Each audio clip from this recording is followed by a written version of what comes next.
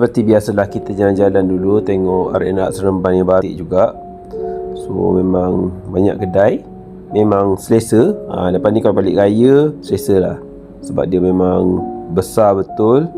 Dia banyak kedai, banyak tempat duduk. Kalau family ramai tu okey lah untuk berhenti kan, rehat sebelum meneruskan perjalanan. Lepas tu kita singgah lah dekat A&W ni. Bukan apa saja nak try lah. A&W dekat R&R ni sama tak yang kedai biasa. So kita pun belilah yang ni. Kita beli cheeseburger ni. Dia bagilah bungkusan macam ni terus. Kalau nak makan memang senang tapau lah. Dan air dia tak ada dalam cawan kaca tu. Dia bagi terus dalam ni. Senang tapau lah. Sebab R&R kan, memang makan terus gerak.